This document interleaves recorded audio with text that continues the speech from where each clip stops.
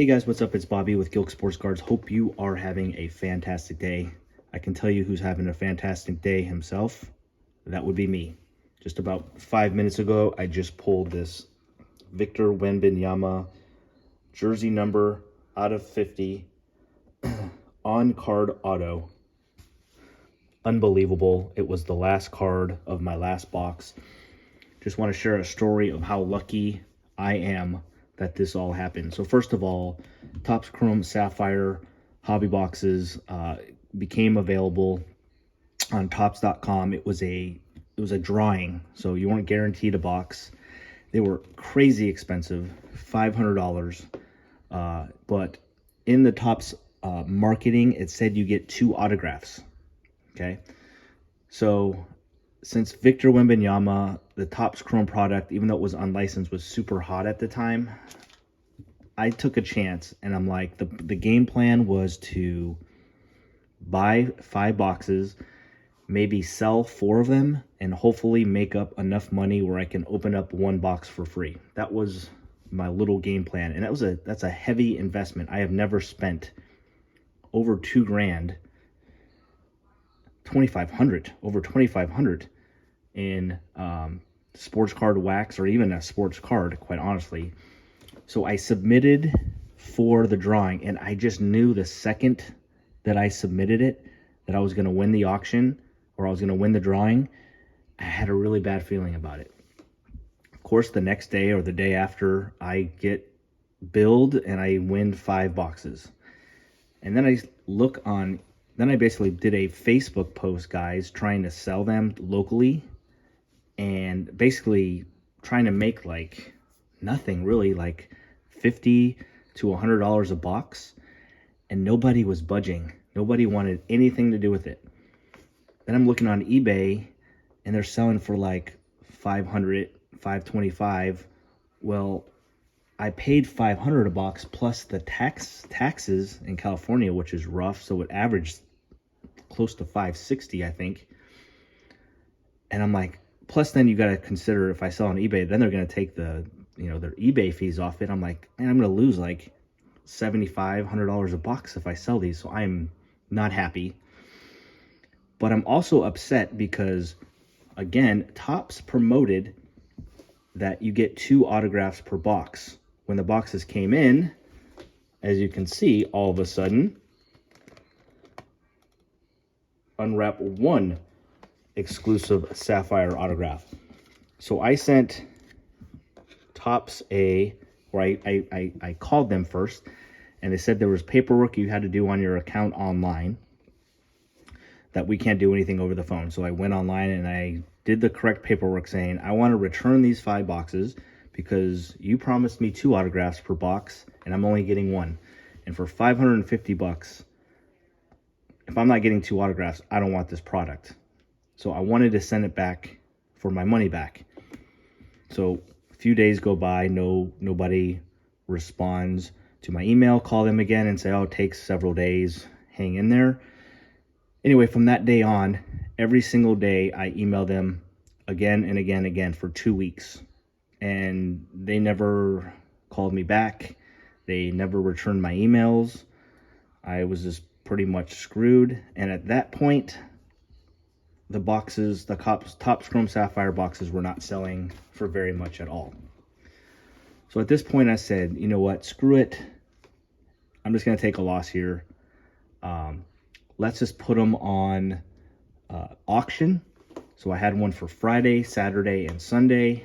I started it at $450, so I was going to take a pretty significant loss. I did that the first week. Nobody bid on any of the 3 boxes on any of the 3 days. Did it the second week. Nobody bid on any of the boxes for any of the 3 days. So I said, all right, I'm going to just do it one more time. But I had to lower the price to $400. So $400, again, this is a $150 loss, then minus the eBay fees. So Friday's auction ends, does not sell. Saturday and Sunday, the same guy buys 2 boxes. So $800 minus the eBay fees. So at least I got some of my money back. And basically I had those 3 boxes of cards, right? I had them already boxed up, ready to ship. And so I obviously picked 2 and shipped those out, and I kept the 3rd box, okay? And then I just made a decision that I've never really gone for it, right? I mean, that's this is close to $1,800 in cards I had right there. Or I should say that should $550, so $1650 worth of cards.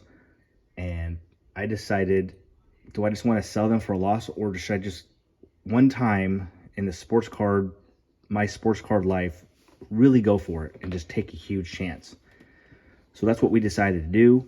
Check out the videos of the first 2 box openings, and then obviously the 3rd. But the first 2 box openings were literally the worst 2 Topps Chrome Sapphire boxes I've ever seen. I watched a ton of videos. They were horrific. I got about $30 to $50 back per box. And again, these cost me $550.